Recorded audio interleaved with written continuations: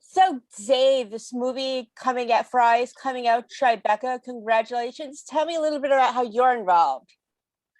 So, I'm kind of a food tech guy and also kind of a food history guy. So like I was the director of culinary technology for a long time at the French Culinary Institute. And I write about kind of food, like not technology, but well, kind of technology, but more as it relates to being delicious and not as it relates to kind of big industry, right? So I have that side of me, and then also I'm the founder of something called the Museum of Food and Drink, where so I'm also like really interested in kind of the history and the culture of it. So I wrote a series of blog posts, in like 2011 or something like this on French fries, specifically on really running down French fries. And I think the producers saw it and were like, let's get this guy to, talk about crazy French fry recipes. And it was so funny. We recorded the same day as another friend of mine, Harold McGee, who's kind of like the kind of, granddaddy. I mean, I wouldn't call him a granddad. I don't mean it that way, but I mean, he's kind of like, the guy when it comes to like talking about science as it relates to things being delicious. And so we were filming together. It was great.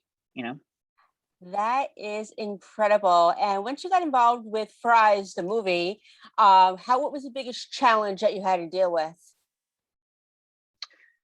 Well, they were actually really, really cool, right? So they weren't challenging, but anytime someone asked me to do something with food, I can't just do what I did before, right? So it had been like 7 or 8 years since I had done like heavy, heavy, heavy thinking on French fries.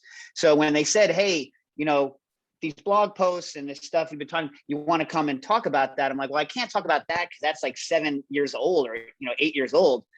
So I had to go redo all the research and then redo all the tests and redo all the cooking. And of course, when you do that, you'll learn a bunch of stuff, right? And so if you in the movie, when I'm there, you could like I'm literally testing new things live, and you don't know me, so you don't know, but like I'm literally learning while they're filming, right? I'm sitting there like absorbing kind of like what's going on with the different tests. And so for me, that's challenging, but that's kind of why I get up in the morning. So I liked it. And then when the premiere is coming out, they wanted to have French fries at a French fry truck at the premiere. So they said, will you give us the recipe from the thing? I was like, well, I can't. That was like a year ago. So I had to go do the research all over again and come up with a specific fry recipe for the people who are making the French fry truck. So I'm hoping that all works out well. So it's like, that's kind of like why I enjoy being involved in a project like this, because it gives me an excuse to relearn and rethink. Very nice. And I know you still got a little bit into how they approached you with the blog, but tell me a little bit about working with some of the other people on there. You have some really interesting people that are on the documentary. Did you get to meet them as well? No, I mean, really, it was the day that we were, the period where we were shooting, we were hanging out in Brooklyn. It was Harold and myself. I'm not going to spoil it, but for those of you that do know Harold McGee, you're going to see him you've never seen Harold like this for sure. But no, I wish I had met some of those other people. When you see it, it's just like the kind of people that they have on it is really fun. And do you think this film is going to get people more into eating French fries, making their own French fry recipes and everything like that? I mean, I think for most of it, it's kind of hard to like French fries more because we all like French fries so much already, most of us. I mean, I don't know anyone that's kind of on the fence about French fries. I think what this will do is I think it will open people's eyes to kind of think about how many different kinds of French fries there are, or the cultural significance of French fries, or kind of how French fries can be woven into history in a bunch of different ways, not one way. So like a lot of times in food history, right? And just giving you my museum head here for a minute, like when people present food history, they present kind of one avenue and they pretend like that's the real avenue. And in fact, there almost is never one real avenue for something that is consumed by so many hundreds of millions of people, right? And it's been around for a long time, especially because, when God gives you oil and God gives you potatoes, you make French fries because why wouldn't you, right? So they present the history in a bunch of different ways. And I think it's really fun. And for those of you that don't know about Belgium, they do a big thing on Belgium, and the Belgians really are the world champions of French fries. I mean, for real. I mean, they really are. Oh, absolutely. I mean, if I ever go to Belgium, that's the first thing I'm going to get, other than their waffles. Oh my God, the waffles! I was like right before the pandemic. In fact, right around I think when we were no, I guess we'd already shot this. Uh, I went there for the first time, and I was 48, I think 49 when I went, and I thought I knew about waffles. I knew nothing. I did know about French fries. I thought I knew about waffles, and I did not. They forget more on a daily basis about waffles than we will know in a lifetime. And so, speaking of the Belgium fries, what do you think makes them so special? The world champion of fries. Well, it's kind of like how like little kids here play basketball, and so we're better at it than everybody. I think it's just they have their free chops, and so the recipes and the techniques have been honed for a long time. If you go to a Belgian shop, they have like kind of tailor built fry units for it, and it's just like to be honest, they have good control over their potato varieties because they know exactly kind of what they're doing, and they take a lot of pride in it. And so I think that's really it. And there's a lot of competition, right? So if your fries are marginally worse than the person down the block, then that's real competition. Where in the United States, because so few people are making their own kind of hand cut fries, and those that are, even fewer are doing a very good job at it. There's not that kind of intense competition to be the best as there would be in Belgium. From a technical standpoint, they're doing their initial fry a lot longer than ours and at a lower temperature. And so they're removing a lot of the moisture on the first fry in a way that kind of we don't. And then I believe even their second fry, they're doing at a lower temperature than we are for longer to get kind of a nice crust on it. And they can tune their systems specifically for French fries because that's what they care about. Like most of us, we have a deep fryer. Yeah, we're making French fries, but we're also doing onion rings. We're doing fried chicken. We have everything coming in and out of the fryer. They're like fries, fries, fries, fries, and so I think that allows them to be better. Now I just gained 10 pounds listening to that because now I'm getting hungry, but I love all that fried food, but I need to start staying away from it. But what is the secret to your fries if you, or like what makes your fries so special? Well, so like I said, I have like a bunch of different French fry recipes depending on exactly what you're trying to achieve. I mean, the kind of the thing that I do. So my initial round of testing back in like 2011, I read a scientific paper on using an enzyme called pectinex, which breaks down the structure of the pectin, which is the glue that holds plants together, right? Breaks down the pectin on the outside of the fry. And what that does is it allows the moisture to leave better and makes a really nice crust, but you don't have to dehydrate the potato as much so that you get what I call a hollow fry, right? So I specifically don't like a hollow French fry. I want the French fry to be a potato on the inside. Like the ultimate goal is like fluffy mashed potato on the inside, crunchy on the outside, and stays good when it's cold. So I'm designing that whole recipe kind of around that. My initial recipe, the one that I do at home, I cook it for a long time. It's almost they almost break up. And so for this particular recipe that we did with the festival, because they're going to serve it at the food truck at the premiere, I wanted to keep the French fries more intact because that is important. That visual intact French fry is an important aspect for a lot of consumers. So I wrote that recipe specifically for that application. And what do you think are the best toppings for French fries? Well, I look, it's whatever you like, right? So like, my son is 100% a ketchup kid. I have to say, a mayonnaise guy. Like I like a mayonnaise based French fry. I like all kinds of flavored mayonnaises. I'm not, that oil on oil thing is not a problem to me. Mayonnaise to me is one of my favorite condiments. It's like so versatile, and you can put so many different flavors into a mayonnaise that you can do almost anything with it. But I also love a good ketchup. I don't put mustard on fries.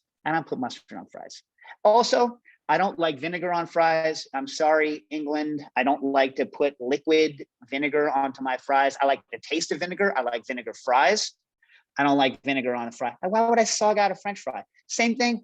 Like, can I appreciate a chili fry or a gravy fry? I could appreciate them, but like, it's not my thing. You know what I mean? I don't want like, I don't, it's not my thing. I want dip and eat. I like it. Look, I like it. It's just not my thing. Yeah, so I take it you're not a poutine fan. Well, I was going to bring up the poutine. I didn't want to go down that whole rabbit hole. Look, yes, it's good, right? And so, like, when in Montreal, sure, I'll have poutine, but I mean, there's something so, and maybe also I was poisoned because, not poisoned, but, like as a kid going to diners, the gravy fries at the diner are the relatively large fry. So they get kind of soggy quickly anyway. And then they put like, out of a can gravy, which is nothing wrong with out of a can gravy, but the out of a can gravy on top and then maybe some cheese. And so, they have umami, they have flavor, but it's not like a textural, it's not like a master class in the texture of French fries. And so like when I'm focusing on the fry, I focus on the fry. You know what I mean? Exactly. Now, what's next for you? Are you going to do more with the fries? Are you going to work on another documentary? What's next for you? Well, so I wrote a book that came out in 2015 called Liquid Intelligence. It's about cocktails. My last two businesses have been cocktail bars. And well, my last two food service businesses. And so I'm kind of going back to my roots. I'm writing a cookbook, and it's actually due in October. It makes me really nervous that I'm not going to finish in time, but I'm using some of my my revisiting of the French fry stuff for that. So there'll definitely be some serious discussion of French fries in this cookbook. Yeah. Nice. Now, I'm gonna have to add that to my list of books to buy because I love that kind of stuff. So I'm definitely gonna be buying it from you. All right, appreciate it. Yeah, now going back to the movie, what was going through your mind when you found out Tribeca? I mean, that is epic honor. Oh yeah, no, I mean, I was totally, yeah, I was psyched. I mean, look, as a New Yorker, right, and I live downtown. The Tribeca Film Festival is like, it's a top notch situation. Yeah, it's great. It's great for the movie. I'm happy. I get to go to the premiere, which is very fancy. I like that very much. So yeah, psyched. Yes. And who are you wearing to the premiere? No, I'm just kidding. Yeah, I don't know. Like, I don't think people care what guys wear. Do they? Do they I don't care? know. I don't know, but I know Joan Rivers always asking everybody. So I mean, if it were Right. me, I would be like, Walmart. I don't know. Yeah, I mean, like, I think people care what maybe young actors wear or like what George Clooney wears, but I don't think anyone's going to care what I'm Well, you wearing. It'll do. be clean. It'll be clean. Yeah. Well, you are quite handsome like George Clooney, so Yeah. maybe even cuter. So Oh, thanks. Appreciate it. Now you're yeah. buttering me up. All right. So we're running out of time, but I just want to know, how would you describe fries in 3 words? Fries being the movie, not the actual food, but you can do that as well. Oh, 3 words? It's so hard. Oh my God, 3 words? Go see it. Go see it. I like it. That is 3 words. I like how you did that. Nice. And to round out the interview, I always ask people, tell me a fun fact about yourself. Oh my God. Fun fact. Am I fun? Fun fact. Wow. Fun fact. Huh. I don't know. I caught on fire once. Don't do that. Don't Yeah, do that. I No. caught on fire once. Yeah, Oh don't do that. Jesus. It's Yeah, fun. that's crazy. But as long as you're okay now. So Yeah. I'm fine now. Yeah. Well, not really. I can't. My back. I can't go in the sun with my back. It's not really fun. I mean, it is fun, but people laugh about it because I was at fine arts. I did a MFA in sculpture, and this sculpture went totally wrong and like lit my entire back on fire. And it ended up being a really good piece, frankly. But so like, the joke always was, well, I hope I don't catch on fire again, right? So like, that's my life goal, is to not catch on fire again. And so far, I'm doing all right. I haven't caught on fire again. Good for you. And what can you find you on social Yeah. media? Cooking issues. So on Twitter and Instagram, I'm at cooking issues. And so if you like niche, like technological cooking questions and or rants about things, yeah, we have a weekly podcast that we're doing. Yeah, you'll find us. I will add you and I'll start listening to that podcast. Dave, thank you so much. I really appreciate you. It's been a pleasure. And I'll see you when you come to Penn State. Oh yeah, I've never been, which is so crazy. So much family history in Pennsylvania, and with the my grandpa was telling you about was the very first like like electrical engineering, like radio operator person, like in that first graduating class in like in like 38 or 39 or whatever. And so yeah, I've always wanted to go. I've never been. I should go, right? Yes, you should. Yeah, yeah, I should go. Yeah, I should definitely go. All right, I'll buy you an ice cream. And thank you so much. And I'll see you soon. All right, thanks. Thanks. Bye-bye.